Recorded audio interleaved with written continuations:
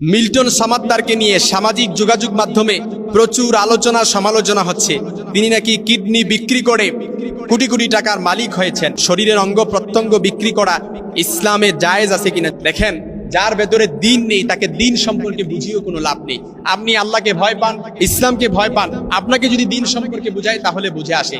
এজন্য মিল্টন সমাদ্দারকে নিয়ে আমি দেখলাম, তাকে নিয়ে তার বিরুদ্ধে কালবেলাতে নিউজ হয়েছে। তিনি নাকি শরীরের অঙ্গ প্রত্যঙ্গ এমনকি কিডনি বিক্রি করে কোটি কোটি টাকার মালিক হয়েছেন। এবং তার যে একটা প্রতিষ্ঠান আছে চাইল্ড ওল্ড এজ কেয়ার নামে, সেই প্রতিষ্ঠানে আমি দেখলাম প্রায় শত শত বৃদ্ধ মা বোনেরা সেখানে লালিত পালিত হচ্ছে। এমনকি কোথাও যদি প্রতিবন্ধী বুদ্ধি সে পায়, প্রতিবন্ধী কোনো মানুষ পায়, তাহলে সাথে সাথে তার টিম দিয়ে সেখান থেকে তুলে নিয়ে এসে তার চাইল্ড অ্যান্ড ওল্ড এজ কেয়ারে সেখানে তত্ত্বাবধানে করে। এমনকি সেখানে খাবার দাবার, চিকিৎসা সবকিছুর সরঞ্জামাদি এবং সবকিছুর ব্যবস্থা করা হয়। এমনকি আমি একটা নিউজে দেখলাম, দৈনিক কালের কণ্ঠের মধ্যে নিউজ দেখলাম যে এ ব্যাপারে তার এভারেজ অর্থাৎ দৈনিক প্রায় মাসে তার 50 লাখ টাকা তার অনুদান আসে। যে নিউজটা আমি দেখলাম, তো এ ব্যাপারে অনেক নিউজ হয়েছে। এখন আমাদের কথা হচ্ছে যে মিল্টন সমাদ্দার তিনি যে কিডনি বিক্রি করে কিনা কিংবা না করে, এটা হচ্ছে তদন্ত পরে এটা বলা যাবে। তদন্তের পরিপ্রেক্ষিতে তার বিরুদ্ধে আনিত অভিযোগ এটা সত্য কিনা মিথ্যা সেটা পরে বলা যাবে, প্রশাসন সেটা দেখবে। কিডনি ব্যবসা এটা 2024 সালে এসেই আমরা বুঝতে পারছি যে কিডনি ব্যবসায় আছে, বিষয়টা এরকম নয়। 30 আগস্ট 2015-তে প্রকাশিত কালের কণ্ঠের মধ্যে একটা নিউজ এসেছিল যে সহজ সরল লোকদেরকে 20,000 টাকার প্রলোভন দেখিয়ে তাদের কিডনিগুলো বিক্রি করে দিচ্ছে তথাকথিত কিডনি ব্যবসায়ী। এবং 5 সেপ্টেম্বরে প্রকাশিত দৈনিক মানব জমিনের মধ্যে এর ভয়ঙ্কর চিত্র ফুটে উঠেছে। এ ব্যাপারে ইসলামের সাচ্চা এবং ক্লিয়ার দিক নির্দেশনা হচ্ছে শরীরের কোনো অঙ্গ প্রত্যঙ্গ সেটা যদি কাটাছেঁড়ার মাধ্যমে বাহির করা হয় তাহলে সেটা বিক্রি করা এবং সেটা দান করা সম্পূর্ণ নাজায়েজ।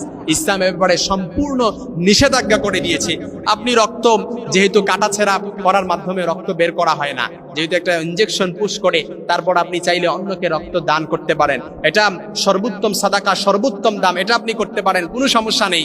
আপনি রক্তটা আপনি যদি দান করেন, এই রক্তের পরিপূর্ণতা কিংবা রক্তের যে ঘাটতিটা এটা পরবর্তীতে আল্লাহ তাআলা পূরণ করে দিবেন। কিন্তু যে চক্ষুটা আপনি দান করলেন কাটাছেঁড়ার মাধ্যমে, আপনি একটা হাত দান করলেন, আপনি একটা কিডনি দান করলেন, এই কিডনিটা কিন্তু পরবর্তীতে আর ঘাটতি পূরণ হবে না, চক্ষুর ঘাটতি পরবর্তীতে পূরণ হবে না। এজন্য ইসলামের দিক নির্দেশনা হচ্ছে এটা বিক্রি করা সম্পূর্ণ নাজায়েজ। এই জন্য মিল্টন সমাদ্দারকে নিয়ে প্রচুর আলোচনা সমালোচনা হচ্ছে। সময় নিউজ, যমুনা নিউজ, কালবেলাতে, দৈনিক যুগান্তরে, এমনকি দেখলাম মানব জমিনে এবং কালবেলাও এর বিরুদ্ধে লিখিত অভিযোগ এনেছে। কিন্তু মিল্টন সমাদ্দার সেটা তিনি অস্বীকৃতি জানাচ্ছেন এবং অস্বীকার করছেন। তার ব্যাপারে আমাদের এখন যদি আমরা কথা বলতে চাই, আমরা পক্ষেও কথা বলতে পারবো না, বিপক্ষেও কথা বলতে পারবো না। যেহেতু প্রশাসন এখনো পর্যন্ত তদন্ত চলছে, কিন্তু তদন্ত করার পরে উঠে আসবে যে থলের বিড়াল আসলেই কি এটার পক্ষে ছিল না এটার বিপক্ষে ছিল।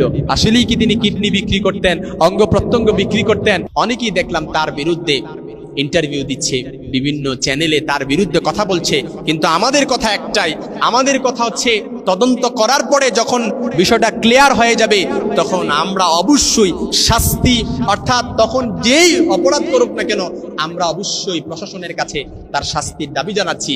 এজন্য আমরা এর আগে এখন আমরা কিছু বলছি না। তবে ইসলামের দিক নির্দেশনা হচ্ছে শরীরের অঙ্গ প্রত্যঙ্গ বিক্রি করা কিংবা দান করা এটা সম্পূর্ণ নাজায়েজ।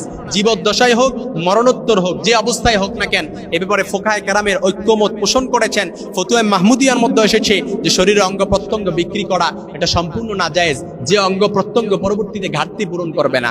যেহেতু রক্ত বিক্রি করা কিংবা রক্ত বিক্রি করা হারাম, এটা বিক্রি করা যায় না, কিন্তু এটা দান করা, এ ব্যাপারে ইসলামী ফোকায়ে কেরামগণ এনারা ঐক্যমত পোষণ করেছেন যে রক্ত দান করাটা জায়েজ, যেহেতু পরবর্তীতে এর ঘাটতিটা পূরণ হয়ে যায়।